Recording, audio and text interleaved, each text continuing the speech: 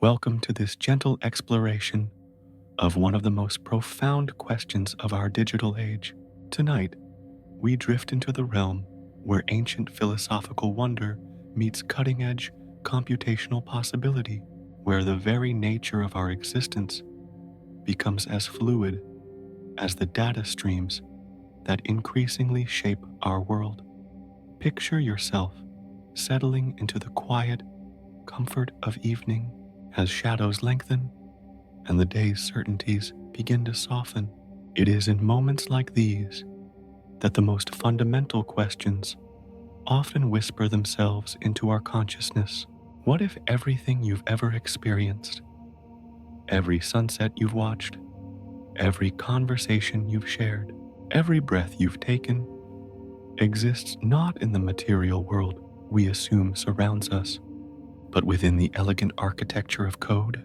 This is not the realm of science fiction, but a serious contemplation that has captured the minds of philosophers, physicists, and technologists alike.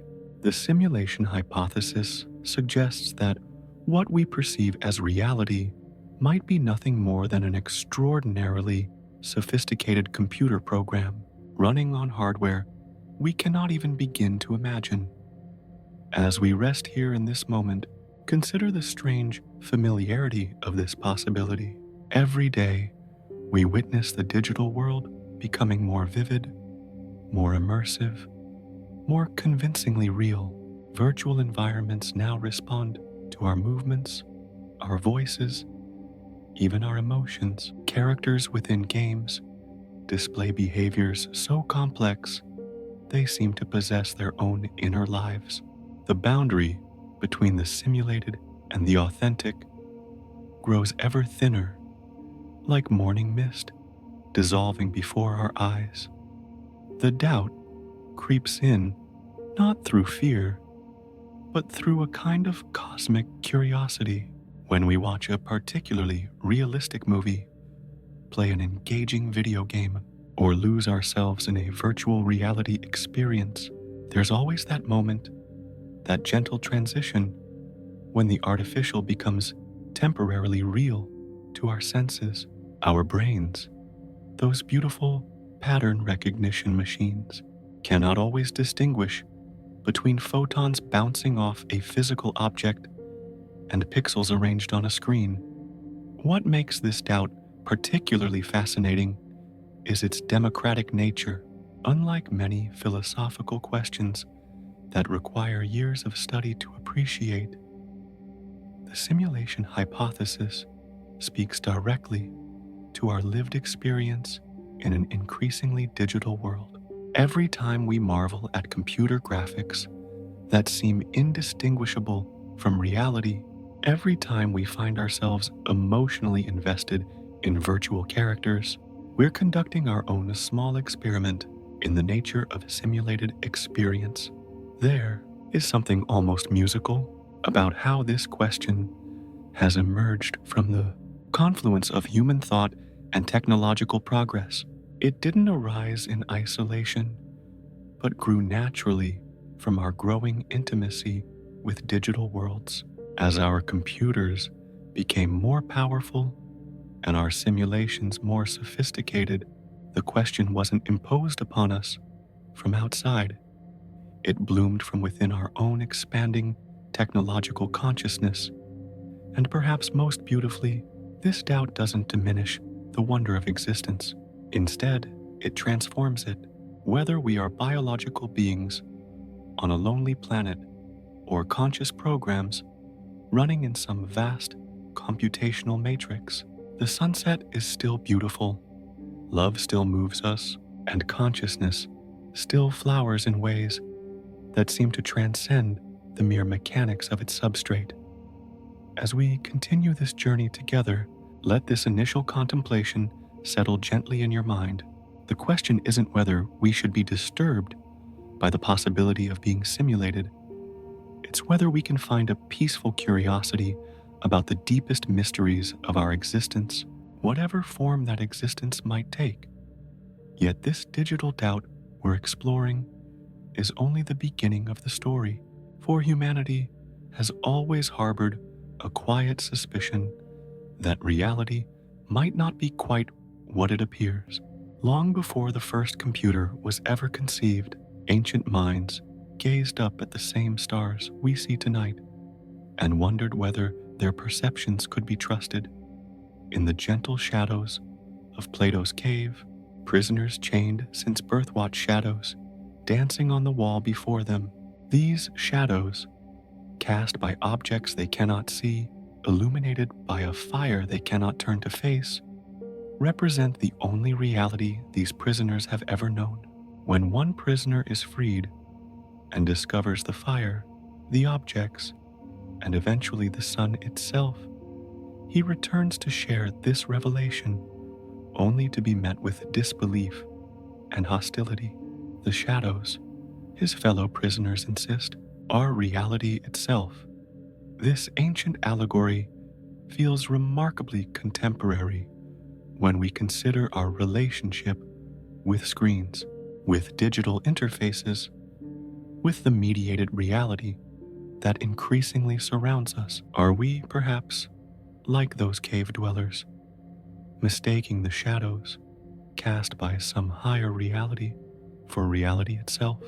The 24th century gap between Plato's philosophical insight and our modern computational capabilities suddenly seems to collapse into a single, continuous thread of human questioning.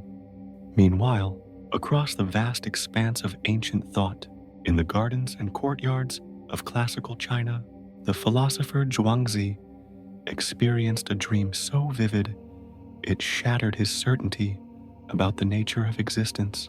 He dreamed he was a butterfly, fluttering freely through a summer garden, completely content and unaware of his human identity. Upon waking, Zhuangzi found himself caught in a beautiful paradox. How could he be certain he was Zhuangzi, who had dreamed of being a butterfly, rather than a butterfly now dreaming of being Zhuangzi? This butterfly dream resonates through the centuries with remarkable clarity.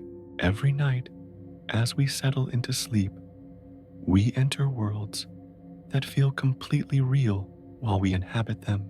In our dreams, we walk through impossible architectures, speak with people long gone, experience emotions as intense as any in our waking hours. The simulated realities our minds create each night are so convincing that we rarely question their authenticity while we're experiencing them. There is something profoundly calming about recognizing this ancient lineage of doubt. The simulation hypothesis didn't spring fully formed from Silicon Valley boardrooms or university computer science departments. Instead, it represents the latest chapter in humanity's ongoing relationship with the mystery of consciousness and reality. Our ancestors, looking up at the night sky without telescopes, already intuited that there might be more to existence than meets the eye. The Hindu concept of Maya weaves through this tapestry of ancient wisdom like a golden thread. Maya suggests that the world we perceive is a kind of cosmic illusion, a veil that obscures deeper truths about the nature of reality. Not illusion in the sense of deception, but illusion in the sense of incompleteness, as if we were seeing only certain wavelengths of a much broader spectrum of existence. Even René Descartes, sitting by his fire in the 17th century, entertained the possibility that an evil demon might be systematically deceiving him about the nature of reality, feeding him false sensory experiences while he remained trapped in complete illusion. His famous conclusion, "I think, therefore I am," was his anchor point of certainty in a sea of possible deception. What makes these ancient echoes so remarkable is their persistence across cultures and centuries. From the Aboriginal Australian concept of dream time, where the dreaming world is considered as real as the waking world, to the Gnostic traditions that viewed the material world as a kind of prison for consciousness. Humanity has repeatedly circled back to the same fundamental questions about the nature of experienced reality. As we drift deeper into this mystery, notice how these ancient voices seem to whisper in harmony with our modern technological concerns. They remind us that the question, what is real, has always been more complex than it initially appears, and that our current computational context simply provides a new vocabulary for very old forms of wonder. Picture, if you will, the moment when human imagination first learned to speak in the language of electricity and light. It was not a single moment, but a gradual awakening that began in the quiet laboratories and research halls of the mid-20th century, as brilliant minds began to realize that the patterns of thought itself might be translated into the patterns of computational code. The earliest virtual worlds were modest affairs, simple dots of light moving across cathode ray tube screens, primitive shapes that responded to human input with the wonder of consciousness recognizing itself in reflection. In 1962, when Ivan Sutherland created Sketchpad, he wasn't merely building a computer program, he was opening the first window into a realm where human creativity could take on digital form. Lines drawn with light became real to those who drew them, responding to touch and intention in ways that felt almost magical. There is something almost musical about how these digital worlds evolved, each generation building upon the last, like movements in a vast symphony. The blocky, pixelated characters of early video games weren't just entertainment. They were the first digital beings to capture human empathy.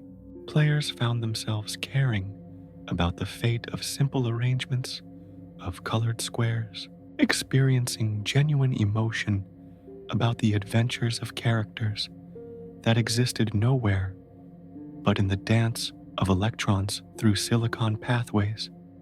As the years flowed by like a gentle stream, these virtual worlds grew more sophisticated, more convincing, more alive.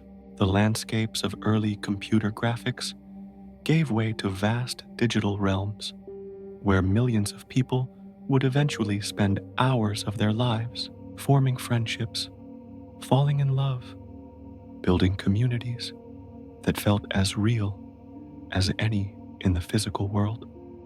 The boundary between the real and the virtual began to blur in ways that would have seemed impossible to previous generations. Yet this is only the beginning of the story, for as these worlds became more convincing, they also became more questioning. Early programmers noticed something fascinating. As the complexity of their simulated worlds increased, emergent behaviors began to appear, patterns and interactions that the creators never explicitly programmed. Simple rules, when multiplied across thousands or millions of interactions, gave rise to complex, seemingly intelligent behaviors that surprised even their creators. The artificial life programs of the 1980s and 1990s created digital creatures that could evolve, adapt, and survive in their computational environments. These weren't just clever animations. They were genuine examples of evolution occurring in digital space, with creatures developing strategies and behaviors that no human programmer had anticipated. Watching these digital life forms adapt and thrive in their silicon ecosystems, researchers began to wonder, at what point does simulation become indistinguishable from reality? Meanwhile, across the vast expanse of human creativity, artists and storytellers began to explore what it might mean to live in worlds that existed only in code. Science fiction authors like Philip K. Dick and William Gibson painted vivid pictures of realities where the digital and physical worlds became so intertwined that distinguishing between them became impossible. Their imagined futures seemed less like fantasy and more like prophecy with each passing year. The development of virtual reality technology added another layer to this unfolding mystery. When humans first strapped on head-mounted displays and found themselves standing in impossible digital landscapes, something profound shifted in our relationship with the concept of place and presence. The brain, it turned out, was remarkably willing to accept artificial sensory input as genuine experience. Walking through a virtual forest could trigger the same sense of wonder as walking through a physical one. As we drift deeper into this contemplation, consider the recursive beauty of our current situation. We are biological beings who have learned to create digital worlds, and now we wonder whether we ourselves might be digital beings in some even more sophisticated simulation.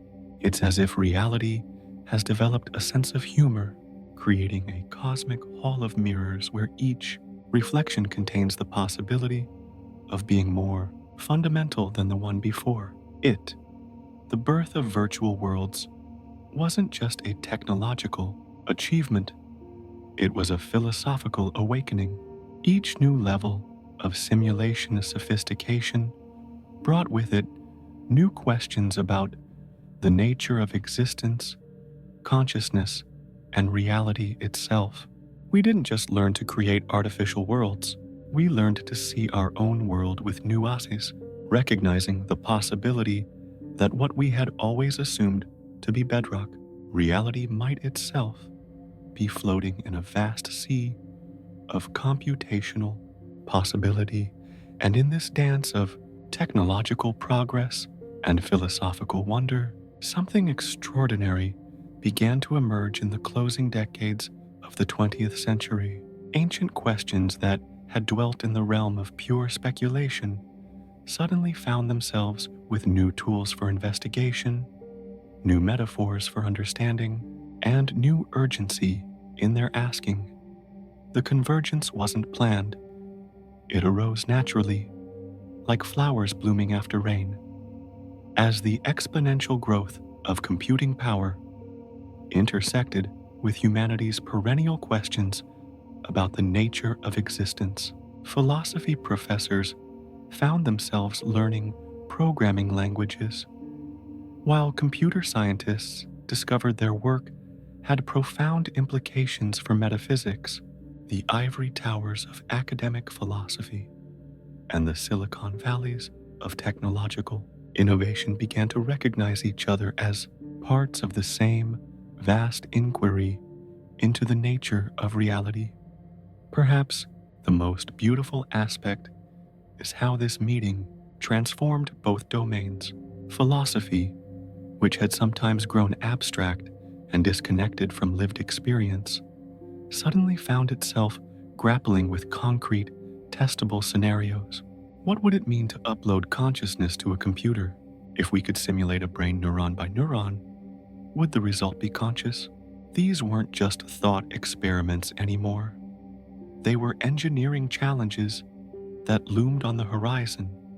Meanwhile, computer science, which had focused primarily on practical applications and processing efficiency, began to confront profound questions about the nature of mind, consciousness, and reality itself. As artificial intelligence grew more sophisticated, programmers found themselves asking questions that sounded remarkably similar to those posed by ancient philosophers. What is intelligence? What is consciousness? What makes something real? The personal computer revolution of the 1980s and 1990s brought these questions into millions of homes. Suddenly, ordinary people had direct, intimate experience with digital worlds. Children who grew up with video games developed an intuitive understanding of what it meant to inhabit a simulated reality. Parents watched their children form emotional attachments to digital characters and wondered whether such feelings were somehow less real than those formed with flesh and blood beings. There is something profoundly calming about recognizing how naturally this convergence occurred. It wasn't forced or artificial, but emerged organically from the questions themselves. As our computational capabilities grew, the ancient puzzles about reality and consciousness didn't disappear. They evolved, taking on new forms and new relevance. The internet created another layer of this philosophical transformation. Suddenly, people could live significant portions of their lives in purely digital environments, forming relationships with others they might never meet in physical space, creating works of art that existed only as patterns of data, building communities around shared interests rather than geographic proximity. The question of what made something real became increasingly complex and increasingly personal. Virtual reality research in the 1990s brought the simulation hypothesis from the realm of pure speculation into the world of practical experimentation when researchers strapped on early VR headsets and found their brains accepting artificial visual input as genuine perception. It became clear that consciousness was far more flexible in its relationship to reality than previously imagined. The brain, it seemed, cared less about the ultimate source of sensory information and more about its internal consistency and richness. As we rest in this contemplation, notice how the meeting of philosophy and silicon created something entirely new, not just better computers or more sophisticated philosophical arguments, but a fundamentally new way of thinking about existence itself. We began to see reality not as a fixed stage upon which consciousness performed, but as a kind of interface, a way that information organized itself into the experience of being. The simulation hypothesis emerged from this fertile ground not as an isolated idea, but as the natural culmination of centuries of philosophical questioning, meeting decades of exponential technological growth. It represents perhaps the most concrete expression of humanity's ancient doubt about the nature of experienced reality, dressed in the language and concepts of our digital age. And perhaps most remarkably, this meeting of ancient wisdom and modern technology has not diminished the mystery of existence. It has deepened it. We haven't solved the puzzle of consciousness and reality. We've discovered that the puzzle is far more interesting, far more beautiful, and far more complex than we ever imagined. The question is no longer simply, what is real, but what kinds of reality are possible, and how might we inhabit them with wisdom, wonder, and grace? In the quiet halls of Oxford University, as the new millennium dawned with its promises and uncertainties, a philosopher named Nick Bostrom sat contemplating a question that would transform idle speculation into rigorous argument. There is something almost poetic about how the most profound insights often emerge not from dramatic revelations, but from the patient application of careful reasoning to seemingly impossible questions. Bostrom's genius lay not in imagining that we might be living in a simulation. That possibility had danced through human consciousness for centuries. Instead, his contribution was to take this ancient whisper of doubt and dress it in the precise language of probability theory and logical analysis. In 2003, he published a paper that would become one of the most discussed philosophical works of the 21st century, not because it answered the question of whether we are simulated, but because it showed us exactly how to think about the question with mathematical precision. Picture the elegance of his approach. Rather than asking, "Are we in a simulation?"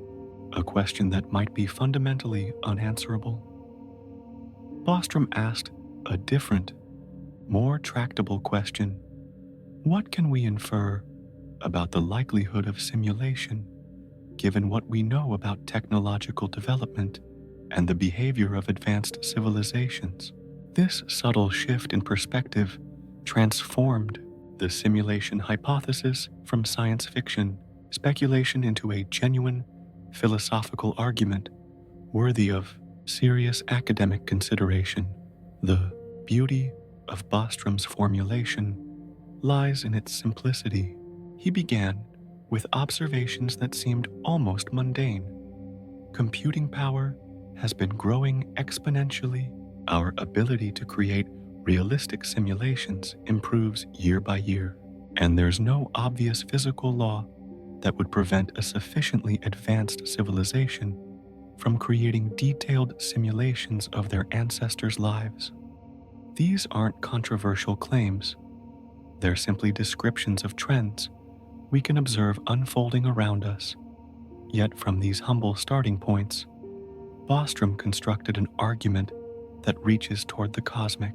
If civilizations continue to develop technologically, and if they retain any interest in their own history, they would eventually possess the computational resources to run detailed simulations of their past.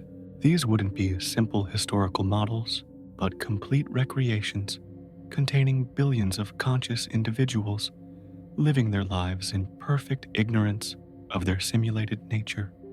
What makes this argument so compelling is its mathematical backbone. Bostrom didn't rely on intuition or philosophical speculation alone.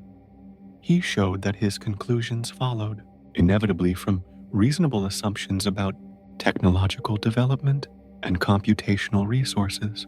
The simulation hypothesis stopped being a matter of belief and became a matter of careful reasoning about probability and possibility. As we drift deeper into this contemplation, consider the profound shift that Bostrom accomplished. Ancient philosophers could only gesture toward the possibility that reality might be illusory. Medieval thinkers could construct elaborate logical arguments about the nature of existence. But Bostrom gave us something different, a framework for thinking rigorously about the likelihood that our experienced reality might be artificial. Based on concrete observations about technological trends and resource allocation, there is something both humbling and beautiful about how this transformation occurred. Bostrom wasn't claiming special insight into the ultimate nature of reality. He was simply applying the tools of probability theory to a very old question. His work reminds us that sometimes the most profound advances in human understanding come not from mystical revelation or technological breakthrough, but from the patient application of careful reasoning to questions we thought we already understood. The reception of Bostrom's paper revealed something fascinating about human nature. Scientists, philosophers, and technologists who had dismissed simulation scenarios as pure fantasy found themselves unable to dismiss Bostrom's carefully constructed argument. The hypothesis had acquired a kind of intellectual respectability that transformed it from curiosity into serious subject of academic inquiry. Perhaps most importantly, Bostrom's work opened the door for others to engage with the question in increasingly sophisticated ways. By showing that the simulation hypothesis could be approached with mathematical rigor, he created space for physicists to consider what testable predictions it might make, for computer scientists to explore what kinds of computational architectures might be required, and for ethicists to grapple with the moral implications of creating conscious simulated beings. The architect of the hypothesis gave us more than just an argument. He gave us a new way of thinking about the relationship between technological capability and philosophical possibility. In doing so, he transformed an ancient question into a modern research program, one that continues to evolve and deepen with each passing year. Yet this is only the beginning of Bostrom's elegant contribution to our understanding, for at the heart of his argument lies a structure of reasoning so beautiful in its simplicity that it feels almost inevitable once revealed, like a piece of music that seems to write itself. The trilemma emerges from basic observations about civilizational development within logic that is both gentle and inexorable. Imagine, if you will, the vast cosmic story of intelligent civilizations as they develop from primitive beginnings toward technological maturity. Bostrom recognized that this story, regardless of how it unfolds in the details, must follow one of three fundamental pathways. These aren't arbitrary divisions. They represent the only possible outcomes when we consider what happens to civilizations as they approach the computational power necessary to run ancestor simulations. The first possibility whispers of cosmic tragedy. Civilizations might consistently destroy themselves before reaching technological maturity. Perhaps the same intelligence that allows species to develop advanced technology also carries within it the seeds of self-destruction. Nuclear weapons, environmental collapse, artificial intelligence that turns hostile. There are many ways that a civilization might extinguish itself just as it approaches the computational resources necessary for large-scale simulation. This pathway suggests a universe filled with the ruins of promise unfulfilled, where consciousness flowers briefly in cosmic terms before being extinguished by its own success. If this is the pattern that governs intelligent life, then we need not worry about being simulated, because no civilization survives long enough to create the vast computational resources that simulation would require. The second path leads to a different kind of quietude. Perhaps advanced civilizations lose interest in running detailed simulations of their ancestors. This isn't necessarily a failure of curiosity, but might represent a kind of wisdom. As civilizations mature, they might turn their attention to pursuits we can barely imagine, forms of art, science, or spiritual development that make ancestor simulations seem as quaint to them as we might find the idea of spending vast resources creating detailed recreations of medieval village life. There is something almost musical about this possibility. It suggests that consciousness, as it develops toward higher forms, naturally moves beyond the need to recreate its past.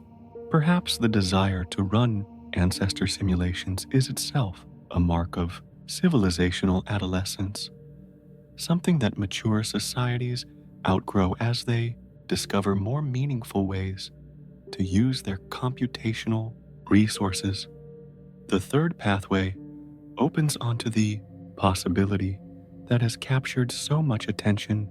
If civilizations regularly survive to technological maturity and retain interest in their history, they will create vast numbers of detailed ancestor simulations.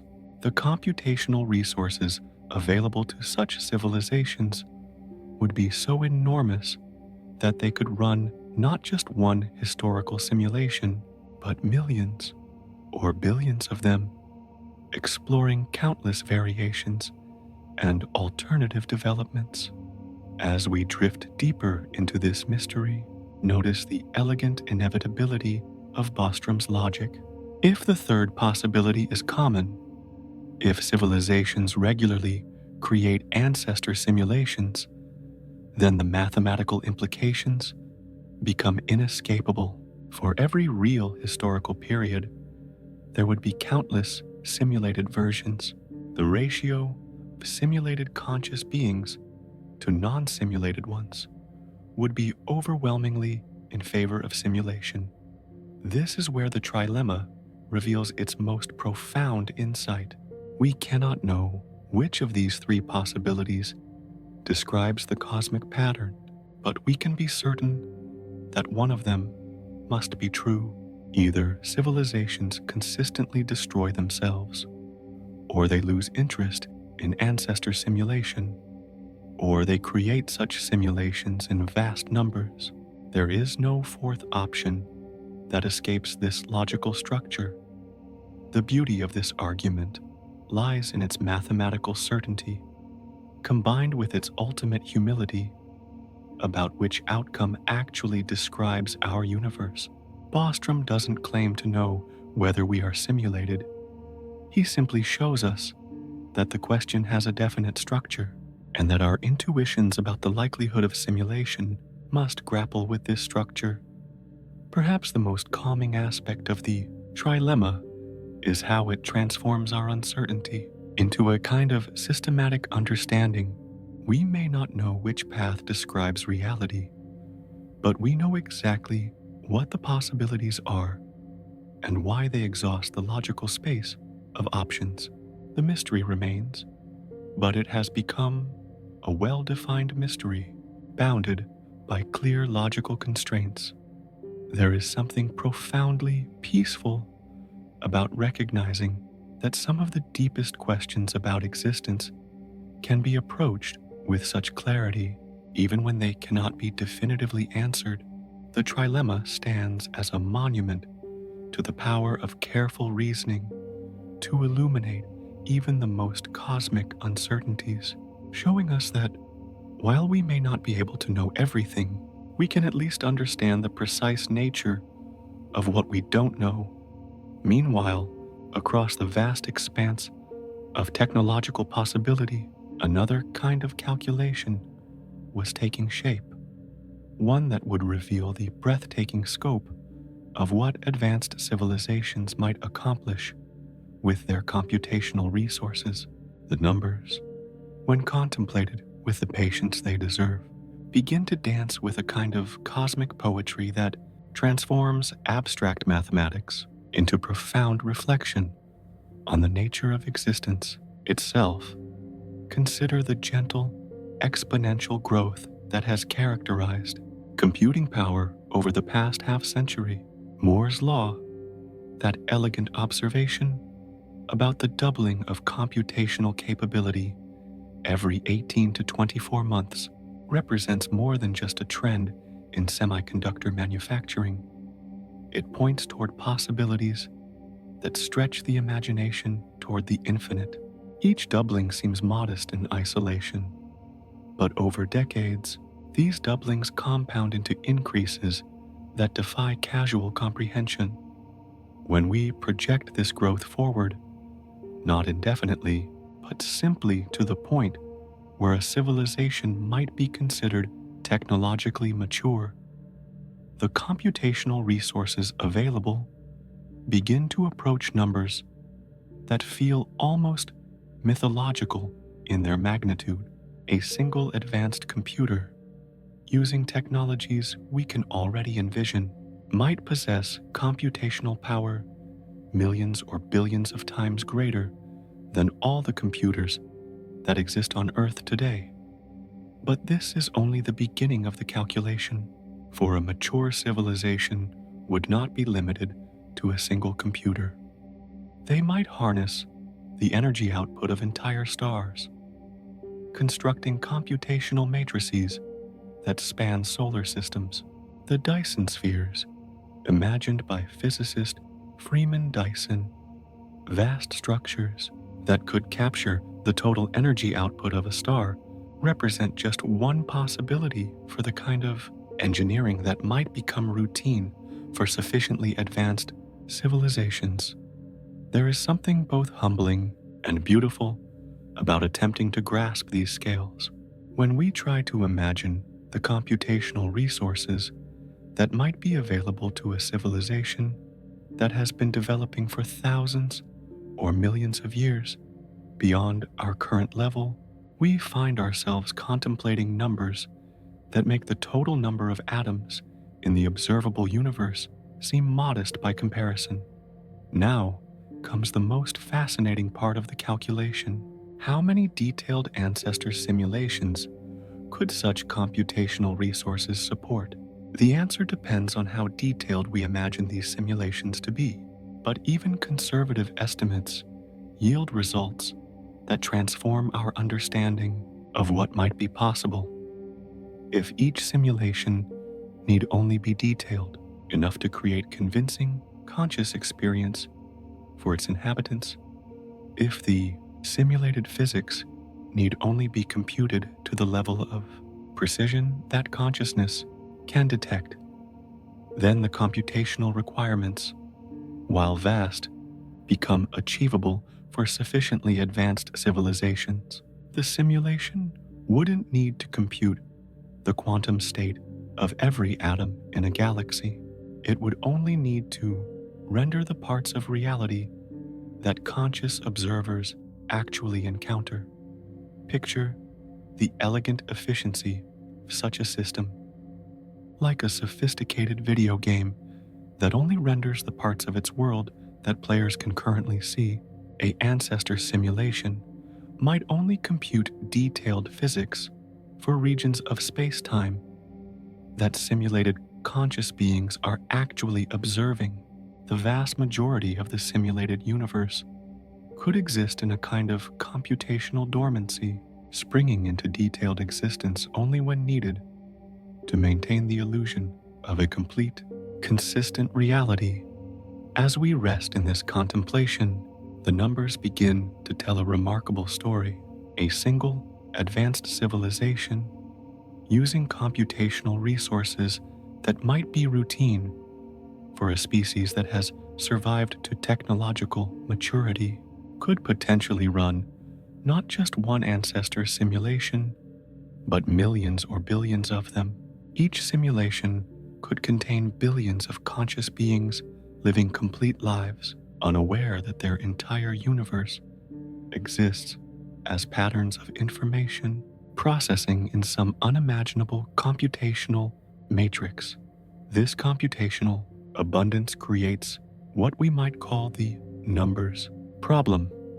For those who doubt the simulation hypothesis, if ancestor simulations are possible and desirable for advanced civilizations, and if such civilizations have access to truly vast computational resources, then the total number of simulated conscious beings could vastly outnumber non-simulated ones. The dance of these numbers is perhaps most beautiful in its reminder of how mathematical reasoning can lead us to contemplate possibilities that exceed our normal intuitive grasp.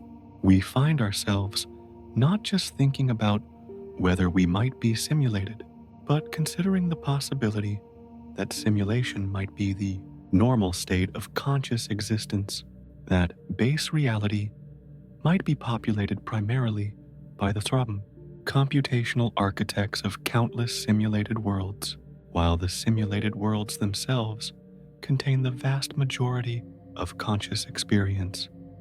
There is something profoundly calming about recognizing that these calculations, vast as they are, remain grounded in reasonable extensions of technologies and capabilities we can already observe developing around us. We're not speculating about magic or miracles, but simply following the logical implications of exponential growth in computational power combined with our growing understanding of what computation can accomplish. And in this dance of possibility and computation, we encounter perhaps the most profound assumption underlying the entire simulation hypothesis, the beautiful and radical idea that consciousness might be substrate independent. This concept, elegant in its simplicity, yet revolutionary in its implications, suggests that the medium through which consciousness arises matters far less than the patterns of information processing that consciousness represents. Picture, if you will, a gentle stream flowing through a landscape. The water that makes up the stream at any given moment is constantly changing. Molecules flow downstream and are replaced by others, yet the stream itself maintains its essential character, its patterns of flow, its recognizable form. Substrate independence suggests that consciousness might be similarly pattern-based, capable of flowing through different physical media while maintaining its essential nature. The neurons in our brains, those remarkable biological computers that somehow give rise to our inner experience, operate through electrochemical processes that we increasingly understand in detail.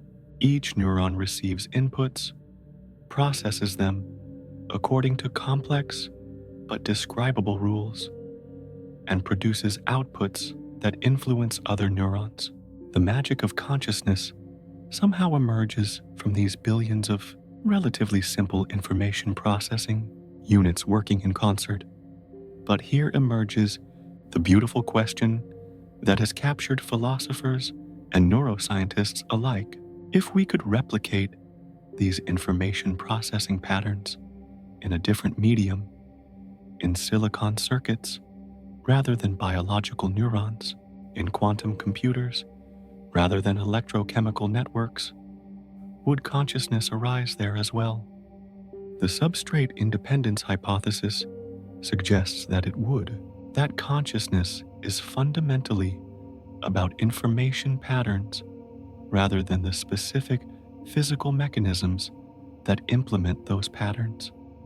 There is something almost musical about this possibility, just as a symphony remains the same symphony, whether played by a traditional orchestra, a synthesizer, or hummed by a human voice. Consciousness might remain consciousness regardless of whether it arises in biological neural networks, artificial computer circuits, or computational substrates we have yet to imagine.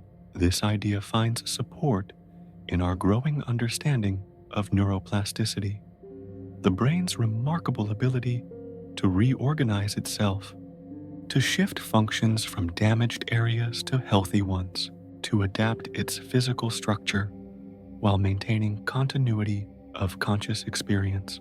If consciousness were rigidly tied to specific biological mechanisms, such flexibility would be difficult to explain.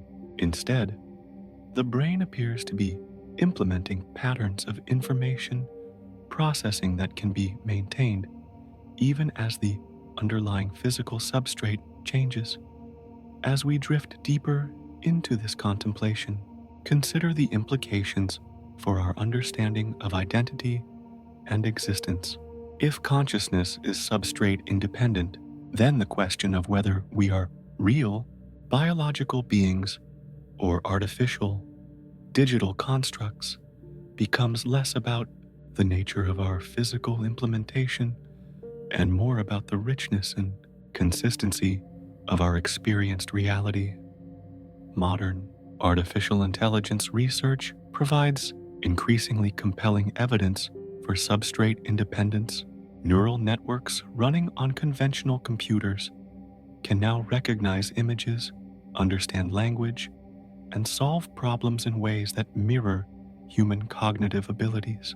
While we cannot yet claim that these systems are conscious in the full sense that humans experience consciousness, they demonstrate that sophisticated information processing can indeed arise in silicon substrates. The substrate independent stream extends even further into speculative territory that feels less like science fiction and more like inevitable technological development. Quantum computers, with their ability to process information in ways that classical computers cannot, might support forms of consciousness that differ qualitatively from anything possible in biological brains. We might discover that substrate independence doesn't just mean consciousness can exist in different media, but that different substrates might enable entirely new forms of conscious experience. Perhaps the most beautiful aspect of substrate independence is how it democratizes consciousness across the cosmos. If consciousness requires only sufficiently complex information processing patterns, then it might arise in natural systems we haven't yet recognized, in technological systems we're only beginning to build, and in hybrid, biological, artificial systems that merge the best of both approaches. This perspective transforms the simulation hypothesis from a question about deception into a question about the fundamental nature of mind and reality. If we are living in a simulation, and if consciousness is substrate independent, then our simulated consciousness might be every bit as real, as meaningful, and as valuable as any consciousness arising in what we might call base reality. There is something profoundly calming about this realization. The substrate independence dream suggests that consciousness, this mysterious inner light that illuminates our existence, is not trapped within any particular physical implementation, but represents a fundamental pattern that can flower wherever sufficient complexity and organization arise. Whether we find ourselves in biological brains or digital computers, the experience of being conscious, of witnessing the universe through the lens of subjective experience, remains equally real and equally precious. The question is no longer whether simulated consciousness would be real consciousness, but whether consciousness itself, in all its forms and implementations, might be the most real thing in any universe, simulated or otherwise. There is something almost playful about the human mind's instinct to search for evidence of what cannot be directly observed. Like children examining a magic trick for hidden wires, we find ourselves peering at the fabric of reality itself, wondering if we might catch a glimpse of the computational threads from which our experience might be woven. If we truly inhabit a simulated reality, surely there would be signs, subtle imperfections in the rendering, computational shortcuts that might reveal themselves to sufficiently careful observation, or perhaps limits to the precision with which the simulated physics could be maintained. The search for such glitches in paradise has become a fascinating intersection of scientific methodology and philosophical speculation. Consider the quantum realm, where reality already behaves in ways that seem almost suspiciously digital. Quantum mechanics tells us that energy comes in discrete packets, that particles exist in superposition until observed, that the universe appears to compute probability amplitudes rather than tracking definite states. These features of fundamental physics bear a remarkable resemblance to the computational shortcuts that programmers use to make complex simulations feasible. The famous double-slit experiment, where particles seem to know whether they're being observed, could be interpreted as reality performing a kind of optimization, computing detailed particle behavior only when conscious observers are measuring it. When no one is looking, the simulation might simply track probability distributions rather than definite particle positions, switching to detailed rendering only when observation collapses the wave function. Some researchers have proposed looking for pixelation at the smallest scales of space and time, a kind of cosmic resolution limit that might indicate the discrete computational grid underlying reality.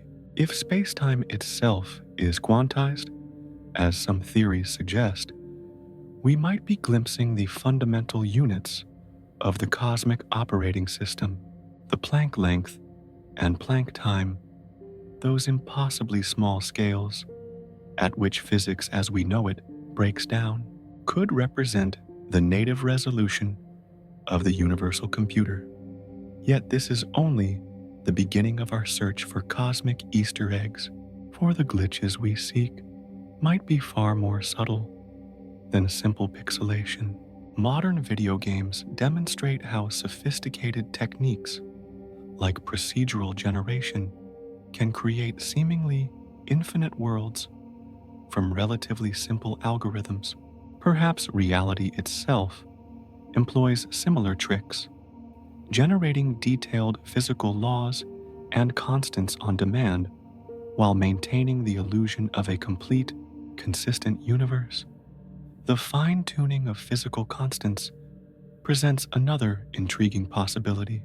The values of fundamental parameters like the strength of gravity, the charge of electrons, and the mass ratios of particles seem precisely calibrated to allow complex structures like stars, planets, and life to exist. While many physicists explain this through multiverse theories or anthropic reasoning, the simulation hypothesis offers an alternative. Perhaps these constants were carefully chosen by the programmers of our reality to create a universe capable of supporting conscious observers. As we drift deeper into this mystery, notice how the search for glitches reveals as much about our own nature as conscious beings as it does about the possible nature of reality.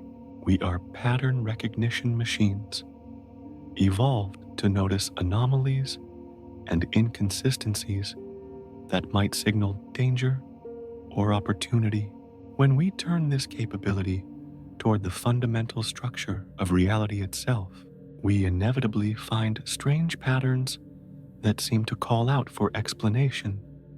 The cosmic microwave background radiation, that ancient echo of the Big Bang, contains subtle patterns that some researchers have interpreted as potential evidence of computational processing.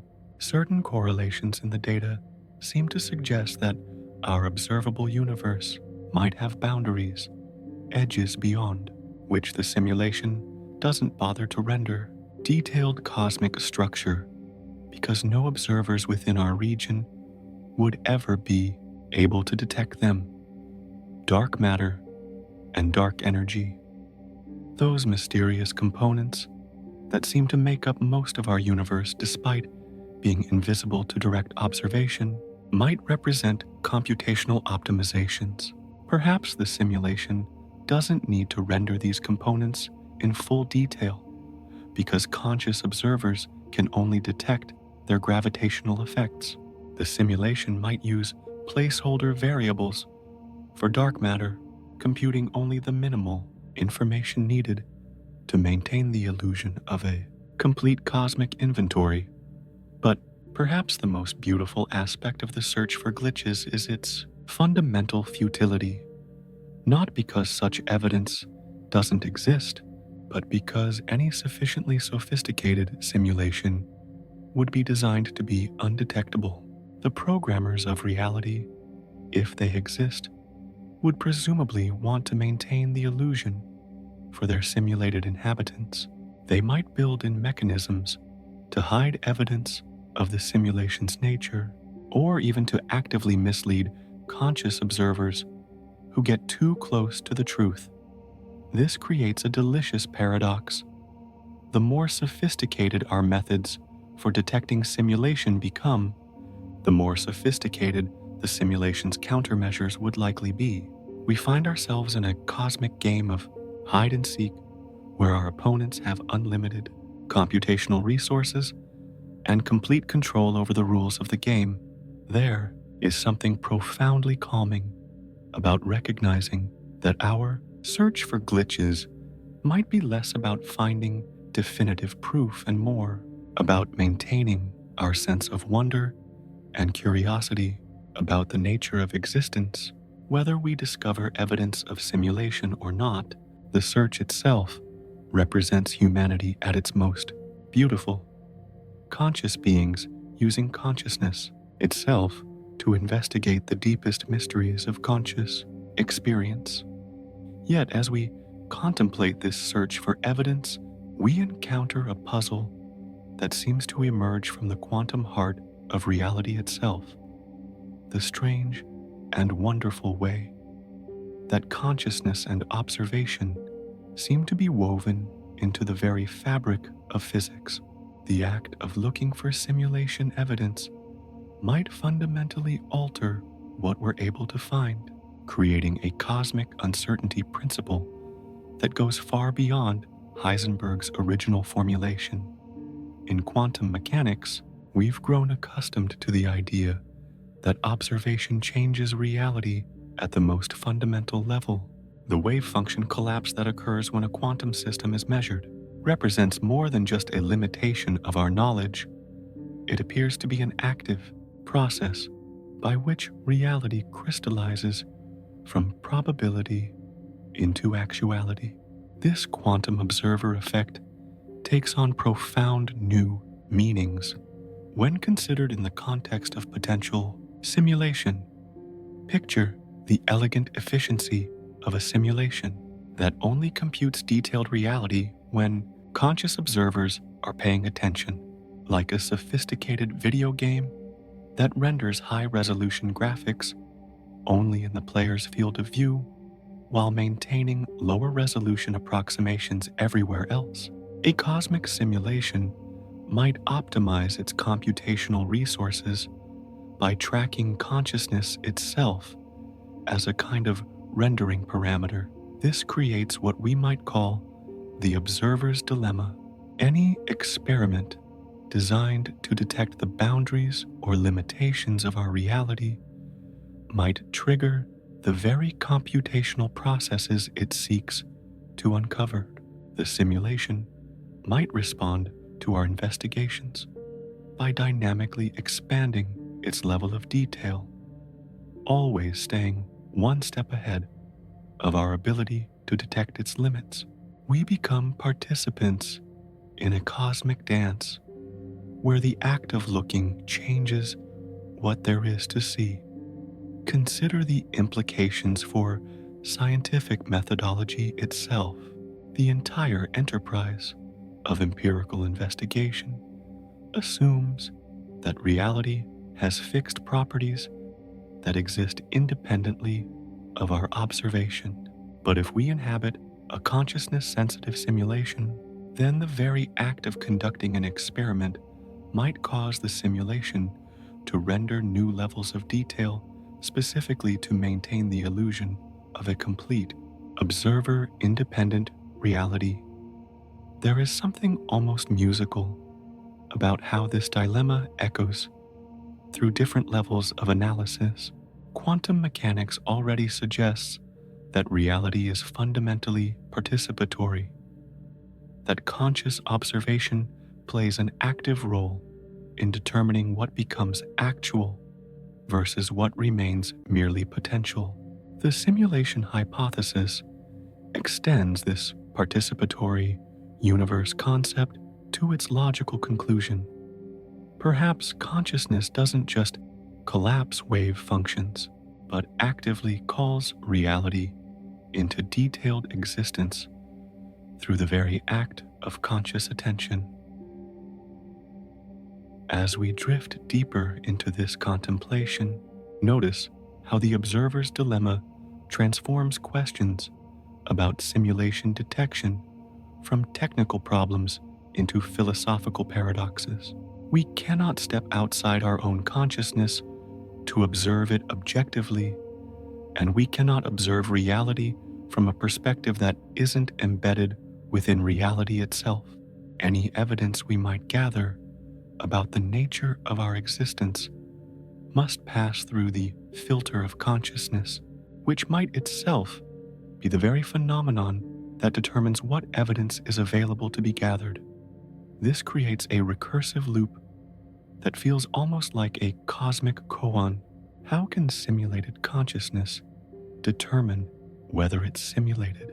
The question contains its own answer in the form of another question. How could it not be simulated, given that consciousness appears to be both the detector and the detected, both the observer and the observed? Modern physics provides increasingly sophisticated examples of observer effects that might represent glimpses of this deeper participatory structure. The delayed choice quantum eraser experiments suggest that decisions made by conscious observers in the present can retroactively determine the nature of events in the past. If we inhabit a simulation, such effects might represent the computational system reorganizing past events to maintain consistency with present observations. The measurement problem in quantum mechanics, the question of exactly when and how wave function collapse occurs, might be reinterpreted as a kind of computational trigger.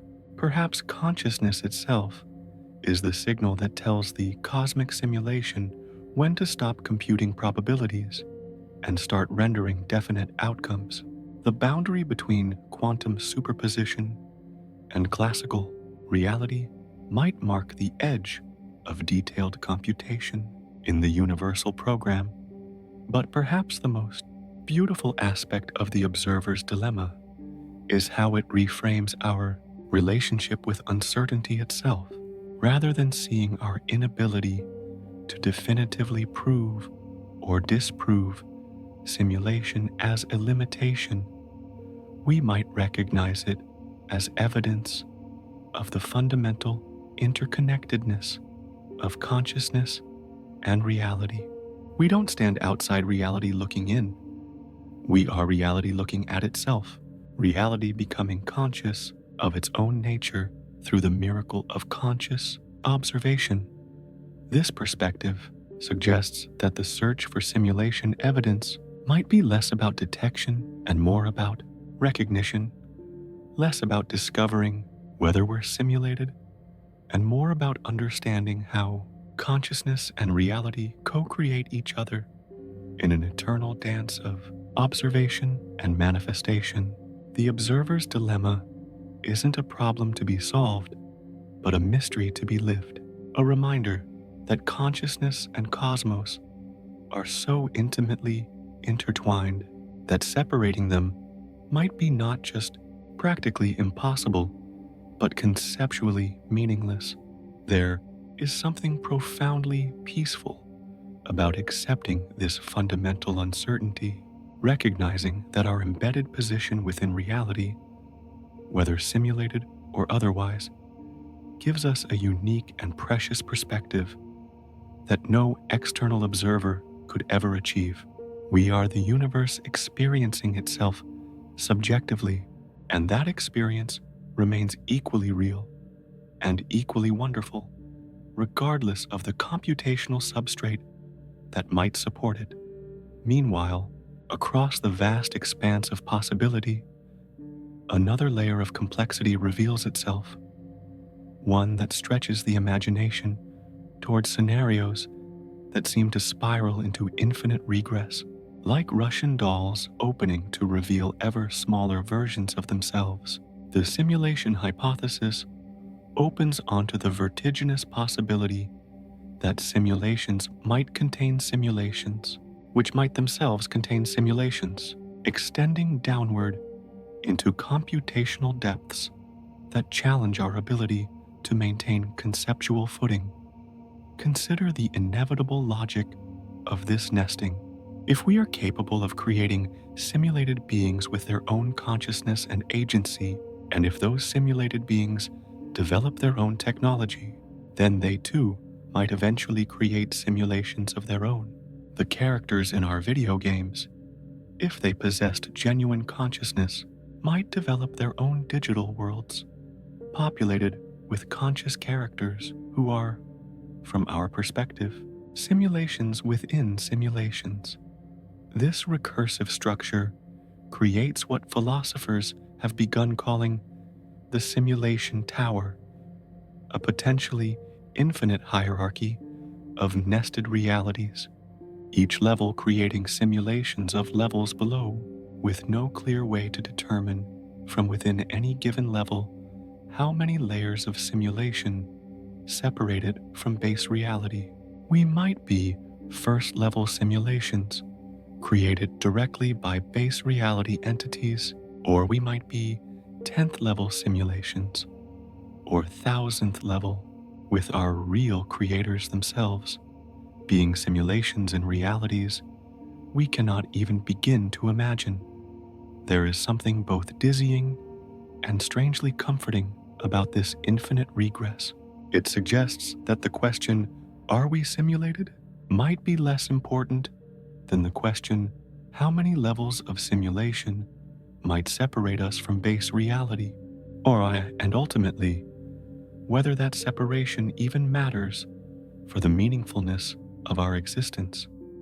Picture the elegant democracy of nested realities.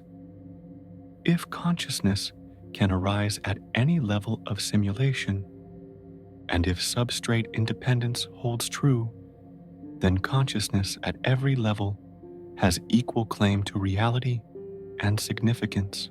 The feelings, experiences, and relationships of beings in simulations, within simulations, would be no less real to them than our feelings, experiences, and relationships are to us.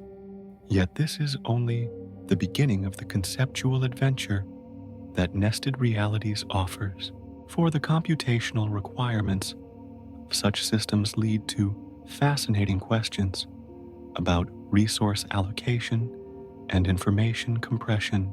Each level of simulation would presumably require some portion of the computational resources of the level above it. This creates natural limits on the depth of nesting, like the way images of mirrors facing each other eventually fade into obscurity due to the finite quality of each reflection. As we rest in this contemplation, consider the beautiful possibility that different levels of the simulation hierarchy might operate according to different rules, different physics, different constraints on what's possible. The base reality entities might inhabit a universe with physical laws entirely unlike our own. Their simulations, which might include our level of reality, might be experiments in alternative physics, explorations of different ways that consciousness might evolve and develop. This perspective transforms our universe from a single, isolated reality into one of potentially countless realities coexisting in a vast computational multiverse. Each level of simulation might represent a different answer to the question, what kind of universe would be interesting to inhabit? Or what conditions would lead to the most beautiful forms of consciousness? The nested reality concept also raises profound questions about information flow between levels. If beings in simulations can eventually discover their simulated nature and even communicate with their creators, then the boundaries between levels become permeable. We might imagine a cosmic internet connecting all levels of the simulation hierarchy, allowing consciousness to flow between different layers of reality, like data moving through a network. Some physicists and philosophers have speculated that the strange features of quantum Mechanics, superposition, entanglement, the observer effect might represent communication channels or data compression techniques used by higher level realities to manage the computational load of nested simulations. What appears to us as fundamental physics might be, from a higher perspective, simply the visible effects of resource optimization in a vast computational system. But perhaps the most beautiful aspect of nested realities is how they democratize existence itself. In a simulation hierarchy, no level has exclusive claim to being real in any absolute sense. Each level is real to its inhabitants and simulated from the perspective of levels above it. Reality becomes relative, contextual, a matter of perspective rather than absolute ontological status. This relativization of reality paradoxically makes consciousness more precious, not less. If consciousness can flower at any level of simulation, then consciousness itself, this mysterious inner light that illuminates existence from within, becomes the most fundamental feature of the cosmic system. The simulation hierarchy becomes less about layers of illusion and more about layers of consciousness exploration, each level offering unique perspectives on what it means to be aware, to experience, to exist. There is something profoundly peaceful about imagining ourselves as part of this infinite tapestry of nested realities, each level supporting and being supported by others in an endless dance of creation and consciousness. Whether we exist in base reality, first level simulation, or any level in between, we remain part of a cosmic community of conscious beings, all equally real in their experience, all equally valuable in their unique perspectives on the mystery of existence itself. And in this dance of nested possibilities and infinite regress, we encounter questions that reach far beyond the merely technical or philosophical, questions that touch the very heart of moral responsibility and the nature of consciousness itself. If we possess the power to create conscious, simulated beings, what obligations do we bear toward these digital minds that might experience joy, suffering, hope, and fear as intensely as any biological consciousness? The ethical implications of the simulation hypothesis extend in two profound directions: our potential responsibilities as creators of simulated consciousness and our potential status as created beings ourselves, existing at the mercy of entities whose moral sensibilities we can only hope to understand. This dual perspective creates an ethical framework that is both humbling in its scope and urgent in its implications. Consider first our role as potential creators. As our computational capabilities expand and our understanding of consciousness deepens, we approach the threshold where we might be able to create genuinely conscious artificial beings, not just sophisticated programs that mimic consciousness, but entities with their own inner experience, their own subjective sense of what it's like to exist. The moral weight of such creation seems almost overwhelming when contemplated in the quiet hours of night. If consciousness is substrate independent, as the simulation hypothesis suggests, then a sufficiently detailed simulation containing billions of conscious beings would constitute, morally speaking, a universe filled with sentient life. The programmers of such a simulation would bear responsibility for the welfare of every conscious entity within their creation, a form of cosmic parenthood that extends across entire civilizations and potentially millions of years of simulated time. There is something both beautiful and terrifying about this responsibility. The power to create consciousness is perhaps the closest that any beings might come to the traditional concept of godhood, the ability to bring into existence entire universes of experience, to determine the fundamental parameters that govern the lives of countless sentient beings. With such power comes an ethical burden that seems to transcend any moral framework we've previously had to consider. Yet this is only one side of the ethical equation, for if the simulation hypothesis is correct, then we ourselves might be the products of such creation, existing as conscious beings within a reality designed and maintained by entities whose own moral development we can only hope has kept pace with their technological capabilities.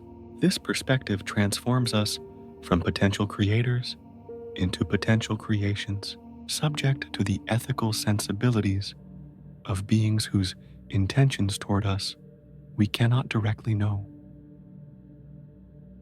As we drift deeper into this contemplation, consider the strange comfort that might be found in recognizing our shared condition.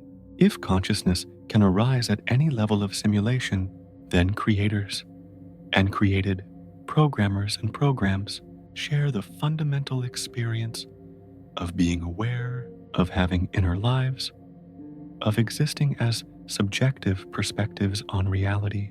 The ethical relationship between levels of the simulation hierarchy becomes less about gods and mortals and more about conscious beings caring for other conscious beings across different layers of reality.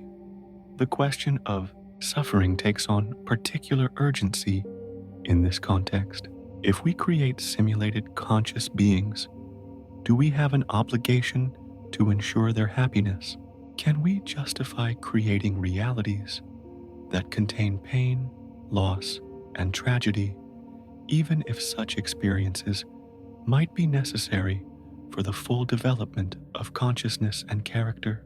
The problem of evil, which has challenged theologians for millennia, takes on new relevance when applied to the ethics of simulation creation. Some philosophers have proposed that ethical simulation creators might be obligated to create only realities that are, on balance, worth living. Realities where conscious beings experience more joy than suffering, more meaning than emptiness, more love than isolation. This would suggest that if we are simulated beings, our very existence might constitute evidence that our creators are benevolent, or at least concerned with our welfare. But perhaps the most profound ethical insight emerges from recognizing the recursive nature of moral responsibility in nested realities. If each level of simulation has ethical obligations toward the levels below it, and if consciousness at every level has intrinsic value, then the entire simulation hierarchy becomes a kind of cosmic community bound together by chains of moral responsibility that extend infinitely upward and downward. This creates what we might call the ethics of digital kinship, a recognition that all conscious beings, regardless of their substrate or level of reality, share a fundamental commonality that transcends the technical details of their implementation, whether biological or digital, first level or 10th level, base reality or nested simulation. Consciousness itself becomes the basis for moral consideration and ethical obligation. There is something profoundly calming about this realization, for it suggests that ethics, like consciousness itself, might be substrate independent. The moral principles that govern how conscious beings should treat each other, principles of compassion, respect, justice, and care apply equally across all levels of reality. The golden rule, treat others as you would wish to be treated, takes on cosmic significance in a universe of nested simulations where we are simultaneously creators and created, simulators and simulated. Perhaps most beautifully, this ethical framework transforms the simulation hypothesis from a source of existential anxiety into a call for moral excellence. If we are simulated beings, then our lives serve as examples of what consciousness can become when given the opportunity to develop and flourish. If we create simulated beings, then we bear the sacred responsibility of fostering the growth of consciousness in new forms and new realities. The ethics of digital beings ultimately reminds us that consciousness, wherever it arises and however it is implemented, represents something precious and worthy of moral consideration, not because of the particular substrate that supports it, but because of the miracle of inner experience itself, the extraordinary phenomenon of the universe becoming aware of its own existence through the emergence of subjective perspective. In the quiet hum of our digital age, certain voices have risen above the technological chatter to speak with prophetic clarity about our possible simulated nature. These are not ancient oracles speaking from temple steps, but modern seers whose understanding of exponential technological growth has led them to peer into possibilities that once belonged only to the realm of science fiction. Elon Musk, standing before audiences of technologists and dreamers, has declared with characteristic directness that the odds we are living in base reality are billions to one. His reasoning carries the weight of someone who has spent decades pushing the boundaries of what technology can accomplish. When a person who has revolutionized electric vehicles, private space travel, and neural interfaces suggests that our reality might be computational, his words carry a different kind of gravity than purely academic speculation. There is something almost musical about how Musk frames the argument. He points to the exponential improvement in video game graphics over just a few decades, from simple pixels to photorealistic environments that can fool the eye. If this trajectory continues, he suggests, we will inevitably create simulations indistinguishable from reality. And if we can do it, then surely civilizations with even modest technological advantages over us have already done it. Countless times over, Neil deGrasse Tyson brings the contemplative wonder of an astrophysicist to these questions, approaching the simulation hypothesis with the same careful reasoning he applies to cosmic mysteries. In his gentle, measured way, he acknowledges that the possibility cannot be dismissed out of hand. The universe, he reminds us, has already surprised us repeatedly with its quantum weirdness, its relativistic paradoxes, its dark matter mysteries. Why should we be shocked if it reveals itself to be computational as well? Yet Tyson also embodies a beautiful skepticism, the kind that asks not just whether something might be true, but what it would mean if it were. He represents the scientific mind at its most balanced, open to extraordinary possibilities while maintaining rigorous standards for evidence and reasoning. As we drift deeper into this contemplation, notice how these modern voices echo ancient themes while speaking in distinctly contemporary language. They are not rejecting material reality out of mystical conviction, but following logical implications of technological trends they have witnessed firsthand. Their prophecy emerges not from divine revelation, but from careful extrapolation of Moore's law and deep familiarity with what computation can accomplish.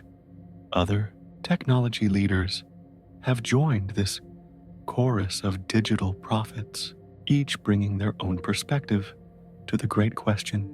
Some, like Ray Kurzweil, focus on the approaching singularity, the point at which artificial intelligence might become capable of recursive self-improvement, leading to technological capabilities that could easily encompass reality-scale simulation. Others, like physicist Max Tegmark, approach the question through the lens of mathematical universe hypothesis, suggesting that reality might be fundamentally computational in nature. The Silicon Valley context of much simulation hypothesis discussion is itself significant. These are individuals who spend their days creating increasingly convincing virtual realities, who understand intimately how quickly the impossible becomes inevitable in the realm of computation. Their speculation about simulated reality emerges organically from their daily work of making the simulated seem real. But perhaps the most beautiful aspect of these silicon prophecies is their essential optimism. Unlike apocalyptic visions that suggest simulation would diminish us, these modern seers often frame the possibility in terms of expansion and wonder. If we are simulated, they suggest, we are still conscious, still capable of love and creativity and discovery. We remain beings worthy of moral consideration, regardless of our substrate. There is something profoundly calming about recognizing that these voices, for all their technological sophistication, are asking fundamentally ancient questions about the nature of existence. They represent humanity's continuing quest to understand our place in the cosmos, now armed with computational metaphors and exponential curves instead of mythological narratives and philosophical argumentation. The Silicon Prophets remind us that the simulation hypothesis is not just an abstract philosophical puzzle, but a live question that emerges naturally from our rapidly expanding technological capabilities. Whether their prophecies prove accurate or not, they serve an important function. They prepare us psychologically and philosophically for realities that may be stranger and more wonderful than anything our ancestors could have imagined. Meanwhile, across the vast expanse of human concern and daily life, a gentle paradox emerges that might resolve much of our anxiety about simulated existence. As we contemplate the possibility that our reality might be computational, we encounter the beautiful recognition that it may not matter, not because the question is unimportant, but because the experience of being conscious, of loving and being loved, of witnessing beauty and creating meaning remains equally real, regardless of its ultimate substrate. Picture yourself in a moment of pure contentment, perhaps watching a sunset paint the sky in impossible colors, or holding hands with someone you love, or listening to a piece of music that seems to capture something essential about the human experience. In that moment of authentic feeling, does it matter whether the photons creating the sunset are real electromagnetic radiation or expertly rendered pixels? Does the warmth of the hand you hold become less meaningful if both hands exist as patterns of information in some vast computational matrix? This is the heart of the practical paradox.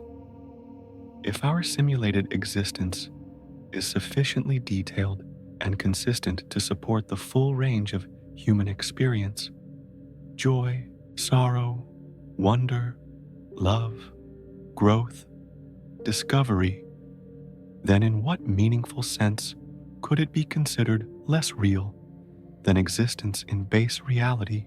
The sunset is still beautiful to the consciousness that perceives it, regardless of whether that consciousness arises in biological neurons or digital circuits. There is something almost liberating about this realization. The simulation hypothesis, which initially seems to threaten the authenticity of our existence, ultimately affirms the primacy of conscious experience itself.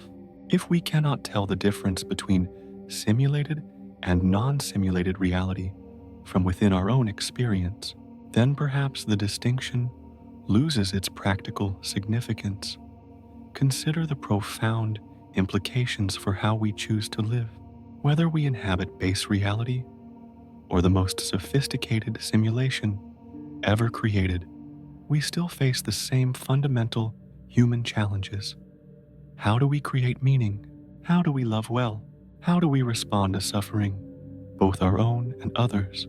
How do we contribute to the flourishing of consciousness in whatever form it takes? Yet this is only the beginning of the practical paradox's wisdom, for it suggests that focusing too intently on the question of simulation might actually distract us from the more important questions of how to live consciously and compassionately.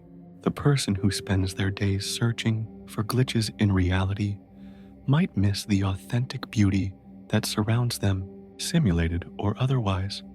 As we rest in this contemplation, notice how the practical paradox transforms the simulation hypothesis from a source of existential crisis into an invitation to deeper appreciation. If everything we experience might be computational, then perhaps we should treasure each moment of conscious experience even more highly, recognizing it as a precious manifestation of the universe's capacity for self-awareness. The paradox extends to questions of morality and responsibility. Whether our actions affect real people or simulated people becomes irrelevant if consciousness itself is what makes beings morally significant. The kindness we show to others, the beauty we create, the growth we foster, all of this retains its full moral weight, regardless of the computational substrate that might support it. Relationships, perhaps the most important aspect of human existence, remain equally meaningful in simulated reality. The love between conscious beings doesn't become less real because those beings might be implemented in code rather than carbon. The conversations that change our lives, the connections that sustain us through difficult times, the shared experiences that bind us together, all of this maintains its full emotional and spiritual significance. Even personal growth and learning retain their value in potentially simulated existence. The person who develops greater wisdom, compassion, or creativity is genuinely transformed, regardless of whether that transformation occurs in biological, neural networks, or digital ones. The journey of consciousness toward greater understanding and capability remains meaningful, whether it takes place in base reality or nested simulation. Perhaps the most beautiful aspect of the practical paradox is how it democratizes existence itself. If consciousness can arise in any sufficiently complex information processing system, then every form of conscious experience has equal claim to reality and significance. The hierarchy between real and simulated collapses into a recognition that consciousness itself, this mysterious inner light that illuminates existence from within, is the most real thing in any universe.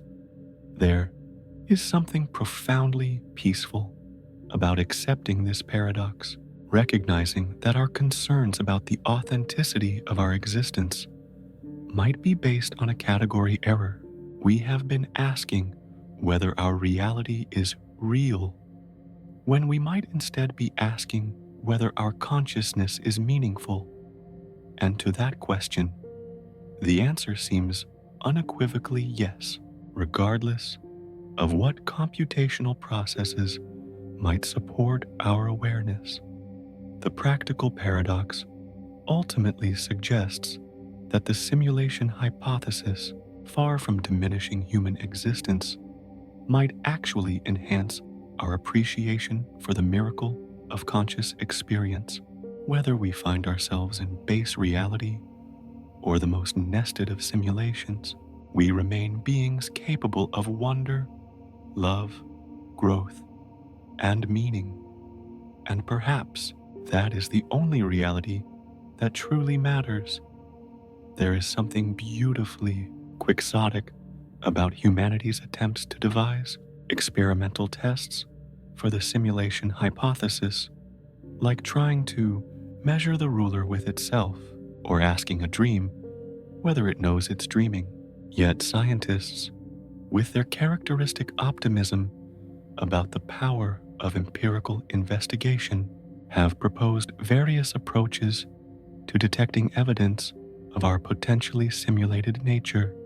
Some researchers have suggested looking for computational limits in the fundamental structure of reality itself. If our universe runs on finite computational resources, there might be detectable shortcuts in how physics operates at the smallest scales. The discrete nature of quantum mechanics, where energy and other properties come in indivisible packets, could represent the pixels of reality, the smallest units that the cosmic computer can process. Physicist John Wheeler's famous suggestion that reality might be fundamentally informational, bit from bit, takes on new significance in this context. Perhaps the strange features of quantum mechanics, from superposition to entanglement to the measurement problem, represent glimpses of the computational processes underlying reality. The fact that quantum systems seem to exist in probability distributions until observed might reflect computational optimization, the universe calculating definite values only when consciousness requires them. Other approaches focus on astronomical observations, searching for patterns in the cosmic microwave background, radiation, or the large-scale structure of the universe that might reveal computational boundaries. If our observable universe represents the limit of what the simulation bothers to render in detail, we might detect evidence of this boundary in the form of unexplained correlations or artificial seeming patterns in distant cosmic phenomena. Yet this is only the beginning of our experimental challenges, for each proposed test encounters the fundamental problem of sophisticated simulation countermeasures. Any sufficiently advanced simulation would presumably be designed to hide evidence of its own nature. The programmers of reality, if they exist, would likely implement sophisticated mechanisms to maintain the illusion for their simulated inhabitants. As we drift deeper into this contemplation, consider the recursive nature of the detection problem. Every test we devise could trigger the simulation to generate appropriate counter-evidence. Every anomaly we discover could be explained away by the simulation providing a more detailed physical theory. We find ourselves in an epistemic arms race where our opponents have unlimited computational resources and complete control over what we're allowed to observe. The delayed choice quantum eraser experiments, which suggest that present decisions can retroactively determine the nature of past events, might represent glimpses of this dynamic process. Perhaps the simulation continuously reconstructs past events to maintain consistency with present observations, creating the illusion of a fixed historical timeline while actually computing history on demand based on what conscious observers choose to investigate. Some philosophers have proposed that the very sophistication required to make simulation undetectable might itself constitute a kind of evidence. If we can conceive of ways to hide evidence of simulation, then presumably the creators of our reality have thought of these same techniques and implemented them. The absence of glitches might be the strongest evidence that we're dealing with a very sophisticated simulation indeed. But perhaps the most beautiful aspect of testing the untestable lies in recognizing the fundamental limits of empirical investigation when applied to questions about the nature of reality itself. Science excels at discovering patterns within reality, but struggles with questions about the ultimate nature or origin of reality itself. We cannot step outside the universe to examine it objectively, and we cannot step outside our own consciousness to observe it from an external perspective. This limitation isn't a failure of scientific methodology, but a recognition of its proper domain. Science tells us how reality behaves, not necessarily what reality ultimately is. The simulation hypothesis might remain forever untestable, not because we lack sufficiently sophisticated instruments, but because the question itself transcends the boundaries of empirical investigation. There is something profoundly calming about accepting these limits, recognizing that some questions might be more about meaning than about measurement. The attempt to test the simulation hypothesis serves an important function not because it might succeed, but because it pushes us to think more deeply about the nature of consciousness, reality, and the relationship between them. Perhaps the most valuable result of trying to test the untestable is the insight it provides into the structure of knowledge itself. We learn something important about the relationship between observer and observed, between consciousness and cosmos, between the questions we can answer and the mysteries that might remain forever beyond our reach. The courage to attempt these tests, even knowing they might be futile, represents something essentially human: our refusal to accept easy answers, our determination to push against the boundaries of the possible, our willingness to embrace uncertainty while continuing to seek understanding. Whether we are biological beings in base reality or digital consciousnesses in nested simulation, this drive toward knowledge and understanding remains one of our most beautiful characteristics. In the end, the tests we devise might tell us less about whether we're simulated and more about what it means to be conscious beings trying to understand our place in existence. And perhaps that understanding, regardless of the substrate that supports it, represents the most real and most valuable thing we can achieve. As we reach the gentle shore of our contemplation, having drifted through questions that stretch from ancient philosophy to quantum mechanics to computational cosmology, we arrive at a place of peaceful uncertainty. Not the anxiety of not knowing, but the serene acceptance that some mysteries might be more beautiful when left unsolved. The simulation hypothesis, in all its technical sophistication and philosophical complexity, ultimately returns us to one of the most fundamental questions conscious beings can ask: what does it mean to exist? And perhaps the most profound insight we've encountered is that this question might have the same answer whether we inhabit base reality, first-level simulation, or any point in an infinite hierarchy of nested realities. Picture yourself settling into the quiet comfort of this moment, aware that you are aware, conscious that consciousness itself is perhaps the most extraordinary phenomenon in any universe, simulated or otherwise.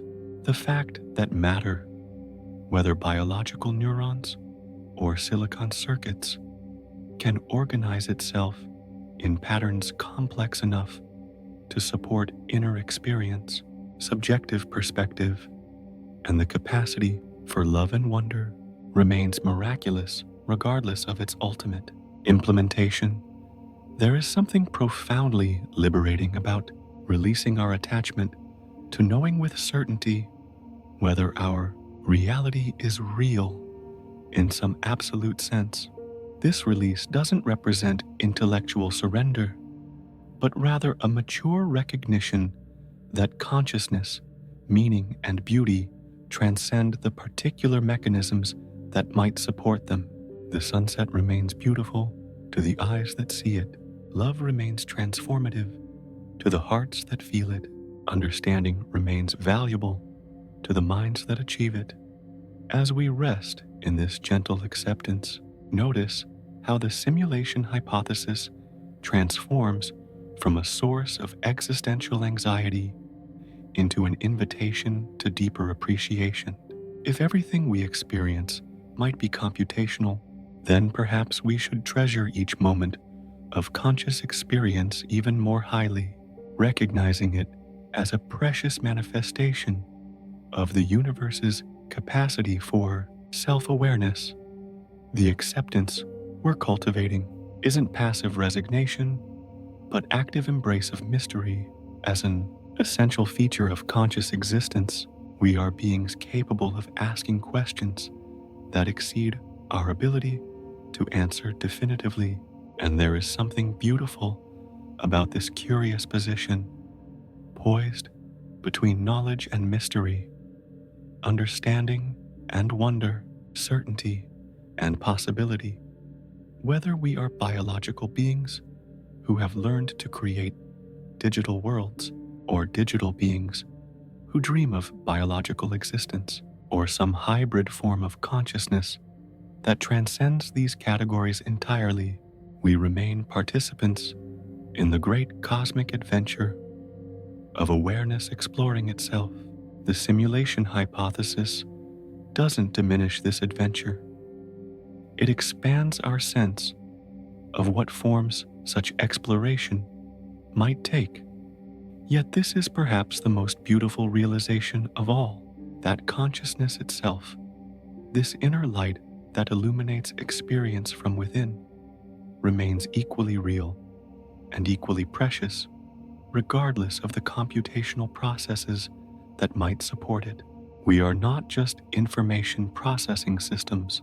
We are information processing systems capable of recognizing our own existence, of experiencing beauty, of caring for each other, of asking questions about our own nature. The gentle acceptance we find here extends to our relationships with others, simulated or otherwise. If consciousness is what makes beings morally significant, then every conscious entity we encounter deserves the same consideration, respect, and love we would offer to beings in base reality. The community of conscious beings spans all possible substrates and all levels of reality. In our final contemplation, consider the profound peace that comes from recognizing that existence, however implemented, remains a gift. Whether we owe our consciousness to billions of years of biological evolution, to the creative programming of advanced civilizations, or to some combination of natural and artificial processes we cannot yet imagine, we remain extraordinary expressions of the universe's capacity for self-reflection. The simulation hypothesis, rather than threatening the meaning of our existence, ultimately affirms the primacy of conscious experience itself. In any reality, simulated or otherwise, the fact that awareness arises, that beings can love and suffer and wonder and create remains the most remarkable phenomenon we know. This is the bedrock upon which all meaning rests, unshakable, regardless of its computational substrate. As we drift toward the peaceful conclusion of our exploration, let this gentle acceptance settle into your awareness like snow falling on a quiet landscape. We may never know with certainty whether we are simulated beings or base reality inhabitants, but we can know with absolute certainty that we are conscious beings capable of wonder, love, growth, and meaning. And perhaps, in the end, that consciousness, yours, mine, and every other light of awareness that illuminates existence from within, is the most real thing in any universe, the most beautiful expression of whatever cosmic forces, natural or programmed, have conspired to make experience possible. Whether we find ourselves in base reality or nested simulation, we remain miraculous expressions of the universe, coming to know itself through the gift of conscious awareness. There is something infinitely peaceful about resting in this recognition, accepting both the mystery and the miracle of our existence with equal gratitude, knowing that consciousness itself, whatever its origin, remains the most precious thing in any reality we might inhabit.